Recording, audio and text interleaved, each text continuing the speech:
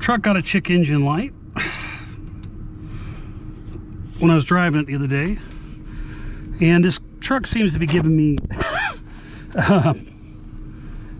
problem after problem again. So another check engine light, which I didn't film, which was basically throttle position sensor out of range. It was a pigtail problem. I rewired it, and then lo and behold, I'm getting another error. So what I'm doing right now is I'm going to connect to the computer and see what the error is. So I'm getting error P0171 lean bank 1. When you get a 171 lean, this is usually a vacuum leak. I hate P0171 errors with a passion. It can be a lot of things. So what I'm going to do now is check for a vacuum leak. One of the things you can do to check first is if your vent, if you turn on the vent here and your air is only coming out the defrost, then you do know you have a vacuum leak. That is not happening in this truck. I know that these vents work correctly. So now I have to look at a leak on the PCV or this truck doesn't have an EGR, but if you had a Ranger with an EGR, you'd want to check that.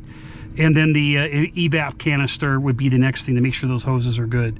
So I'm going to start going through the trouble checking process, and I'll show you as I go. A 2003 Ford Ranger V6 3.0. I'm getting a lean state error when I drive the car. So a lot of times that points to a vacuum problem. What's irritating is when you get those lean state errors, it puts the computer into a default MAF state where it runs just, it doesn't adjust the MAF as it goes. So your car will run like crap. So what I'm about ready to do is do a smoke test. So I'm going to start the car and see if I can, with the smoke test, find out where the leak is. My concern is I'm not going to find the leak, but because I've checked a lot of the hoses out, I'm not seeing anything obvious. It still doesn't mean that there isn't a problem, but I'm going to start it, run the smoke test, see if I can find it. If not, then I'm looking at pulling off the upper intake manifold to see if it's cracked or if there's another issue. But here we go.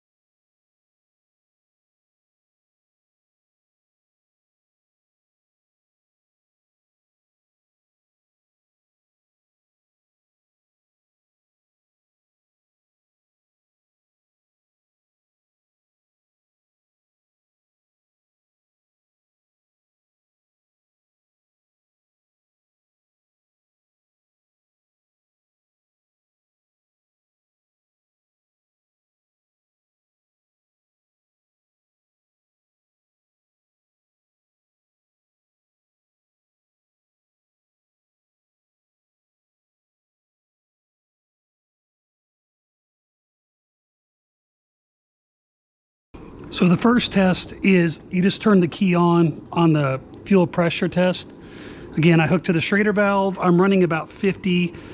After you purge the fuel system, sometimes you gotta start it first, let it run, and then shut it off, and then redo the test, just because there's no fuel in the line and the pressure hasn't built up yet. Anyways, I'm running at 50 pounds here of pressure, and when you look at the manual here, my model here is a flex fuel system, and so it says 98 and later 3.0 flex fuel should be running between 47 and 53 with the engine off. So I'm running it probably about 50, 51. So it's within range. It is, I don't know if it's a little low or not. So now I'm going to start the engine and see what it runs at.